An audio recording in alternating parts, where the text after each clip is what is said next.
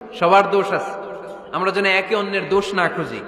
বৌমারা, আপনাদের কেন যদি আমার মাইকের আওয়াজ যায়, অল্প কিছু টেকনিক অবলম্বন করলে আপনি আপনার শাশুড়ির মন জয় করতে পারবেন। শাশুড়িরা আসলে বেশি কিছু চায় না, আগের জামানার মানুষ তো, এদেরকে ওইভাবে হাত করতে হবে।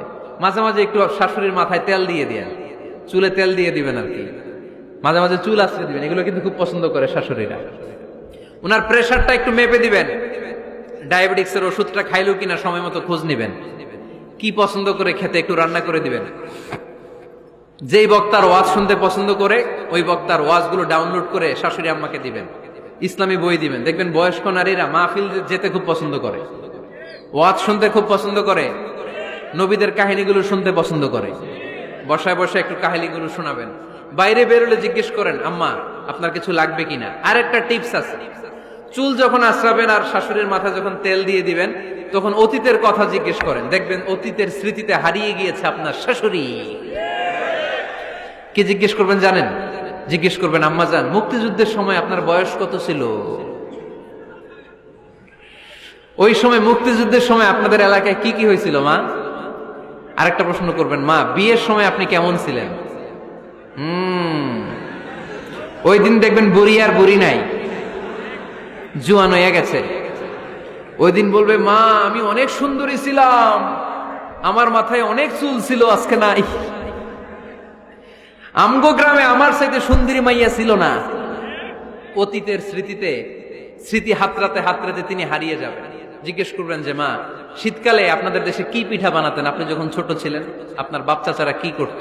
এগুলো জিজ্ঞেস করলে উনি স্মৃতির পাতা হাতরাতে হাতরাতে চোখ দিয়ে দাঁড় দাঁড় করে ওনার পানি ঝরতে শুরু করবে।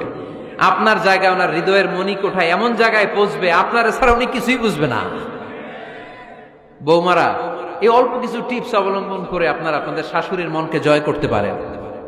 শাশুড়ি বৌমার দ্বন্দ্ব আমরা চাই না, আমরা চাই শাশুড়ি বৌমাকে নিজের মেয়ের মতো জানো, আর বৌমা শাশুড়িকে আপন মায়ের মতো ভালোবাসুক, ঠিক কিনা? এই মিউচুয়াল রেসপেক্টই পারে শাশুড়ি বৌমার দ্বন্দ্বকে দূর করতে আর ঘরটারে শান্তি টুকরা বানাতে। আওয়াজ করে বলেন ঠিক কিনা? কয়টা গেল? আর আছে কয়টা? দোয়া করবেন একে অপরের জন্য। দোয়া, সাইয়েদনা ইব্রাহিম ফ্যামিলির জন্য দোয়া করতেন, রব্বি জাআলনি মুকিমাস সালাতি ওয়া মিন যুররিয়াতি রব্বানা ওয়া তাকাব্বাল দুআ।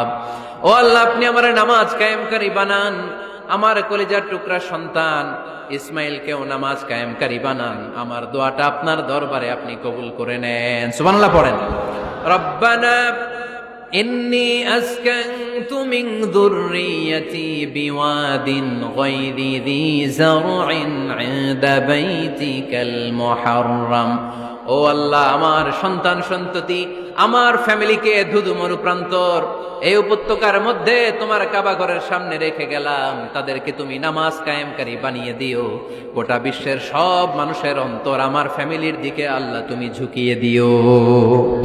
ওয়ারযুকহুম মিনাস সামারাত, ফলমূল দিয়ে আল্লাহ তুমি তাদেরকে রিজিকের ব্যবস্থা করে দিও। তার মানে সব নবীরা তাদের পরিবারের সদস্যদের জন্য দোয়া করতেন কি করতেন না?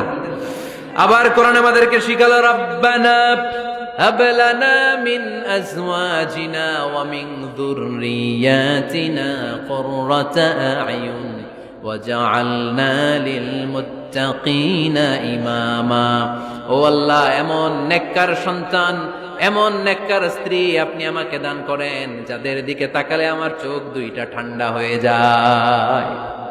চক্ষু শীতলকারী স্ত্রী দেন। বিয়ে যাদের হয় নাই, ইয়াং ছেলেরা এই দোয়াটা করবা। বিয়ের জন্য দোয়ার দরকার আছে না নাই? প্রতিদিন এই দোয়া করবা, আল্লাহ এমন স্ত্রী দেন, এমন জীবন সঙ্গিনী আপনি আমাকে দেন, এমন লাইফ পার্টনার দেন যার দিকে তাকালে আমার চোখ জুড়িয়ে যায়। এমন সন্তান আল্লাহ আপনি আমার ফ্যামিলিতে দেন যাদের দিকে তাকালে আমার চোখ দুইটা ঠান্ডা হয়ে যায়। নেককার সন্তান, নেককার স্ত্রী আল্লাহর কাছে দোয়া করে চেয়ে নিতে হয়। তাহলে ফ্যামিলি মেম্বার একে অপরের জন্য দোয়ার দরকার আছে না নাই?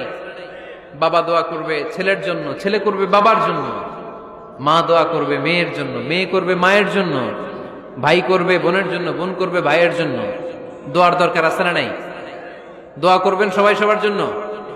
এই যে কোরআনের বঙ্গানুবাদ পাওয়া যায় না এখন, কথা বলেন। স্মার্টফোন আছে কার কার দেখি? হ্যাঁ, কারা কারা